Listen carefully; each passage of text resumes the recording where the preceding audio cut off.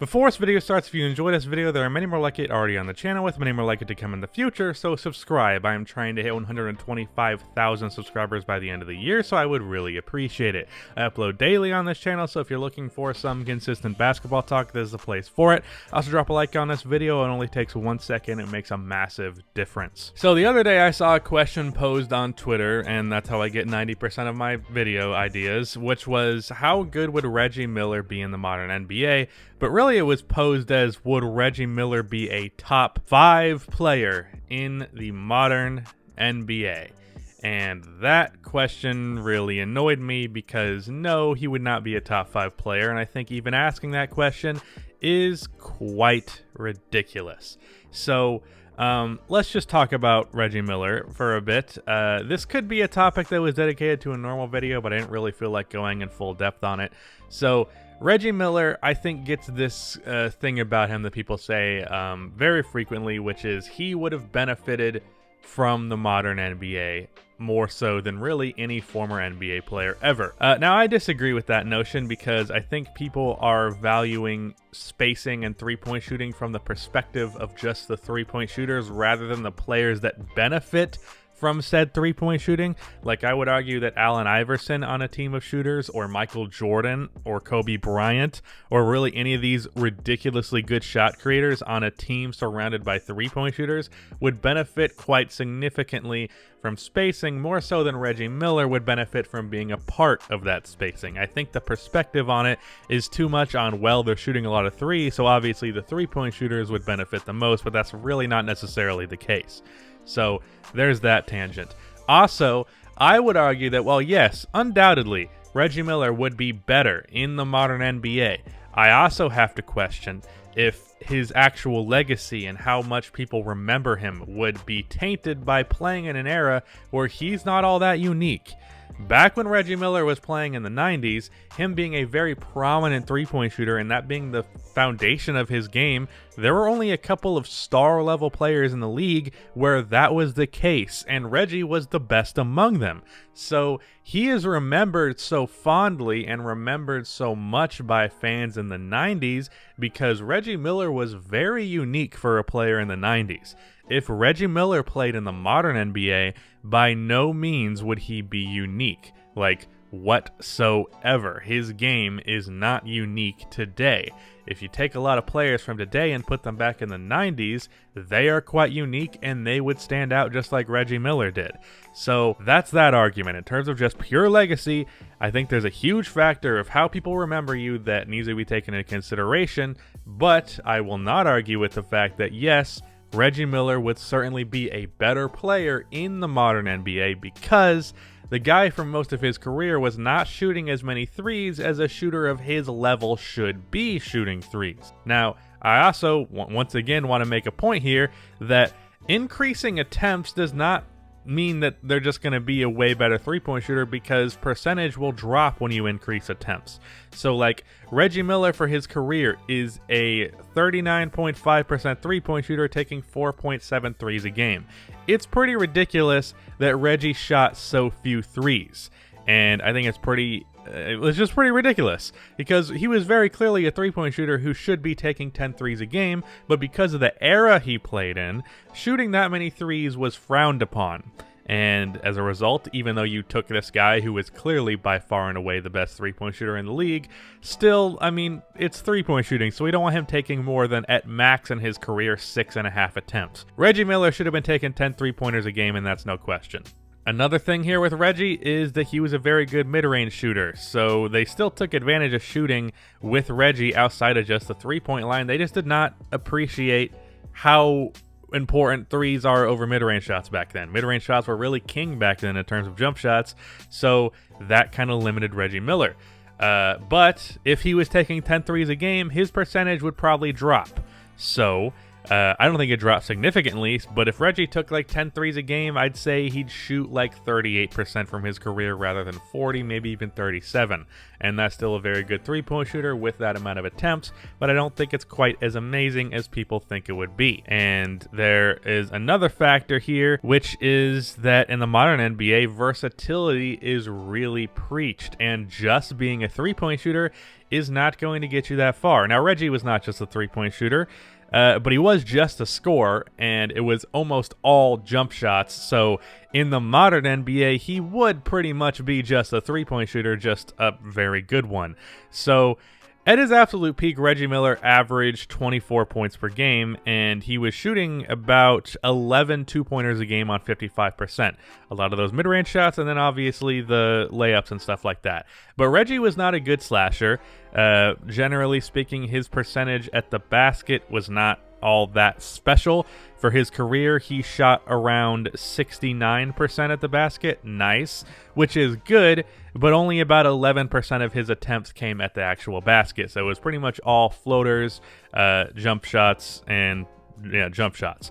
So also, like I said, very good mid-range shooter, 40% from 10 to 16, 45% from 16 to the three-point line, which should have been a sign that he should stop taking long three-pointers or long two-pointers and instead convert those to twos, but who gives a shit about that? It's the 90s, so that didn't happen. But if Reggie Miller played today, I would posit that he would probably average around, let's say, 22 points per game, shoot about 10 threes on like 38%. He's not much of a dribbler. He's not much of a passer. He's not horrible playmaking wise, but that's not his forte whatsoever. Not a rebounder at all. The guy was 6'7", and his career high in rebounds was 3.9 a game, playing 34 minutes a game. So, and he averaged the same thing, averaging 38 and 92. So, not a rebounder, not a playmaker, not a defensive player, only a shooter, and only a scorer. So, because of that, I have to question, how is this guy a top 5 player in the NBA, let alone a top 10 one? So, just looking roughly at my top 10 players in the league, and I don't have it in front of me, so I'm just going to go based on what I remember it being in my head. So I have LeBron, Kawhi. Let's just do top 5 first. LeBron, Kawhi, Giannis, Steph, and Anthony Davis are now my top 5. In what world does Reggie Miller crack into that conversation whatsoever?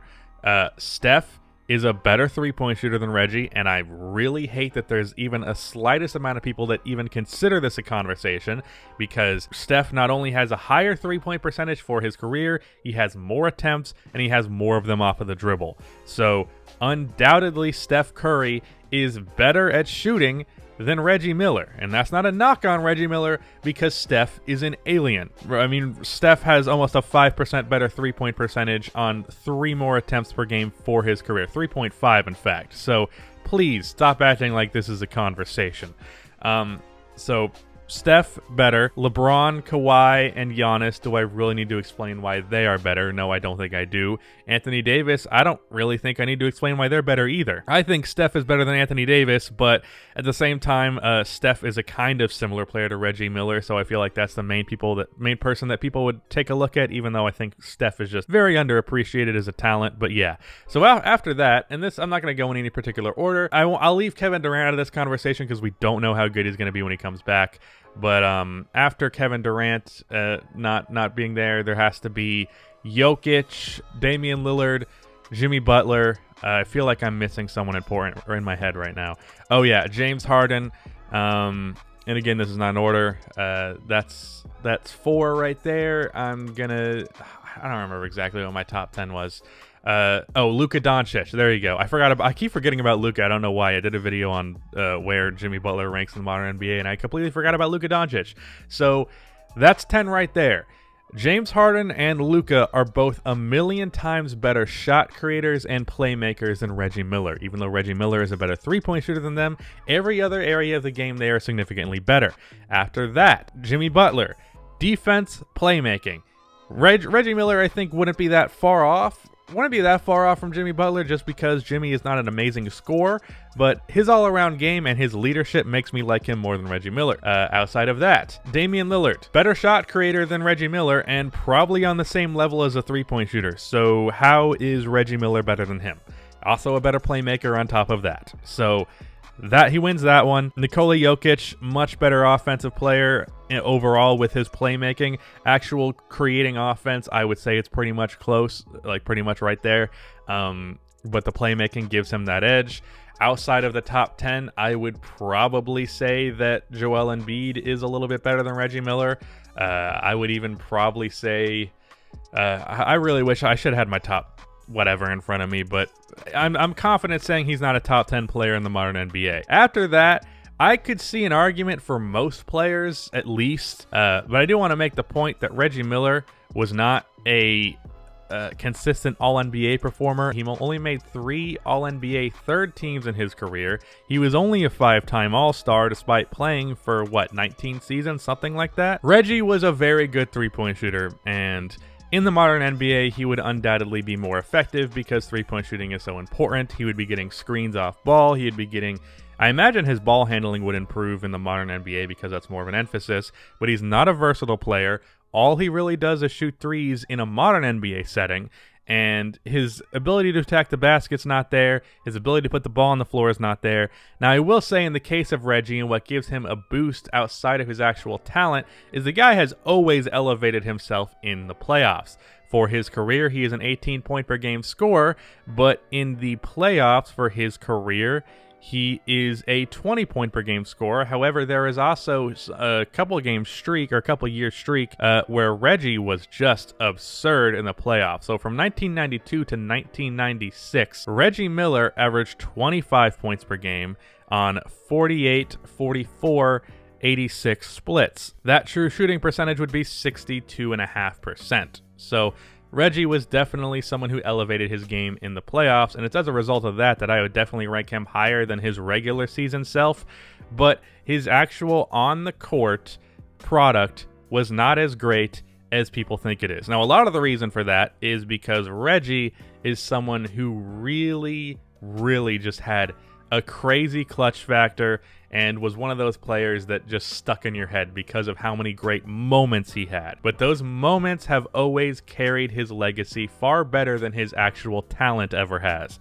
And it's because of that people always overrate Reggie Miller. Reggie Miller would probably be a top 15 player in the NBA, but I do not think he cracks the top 10, and I don't know how confident I am saying that Reggie is a top 15 player in the modern NBA. And, yeah, that's all I had to say about Reggie Miller.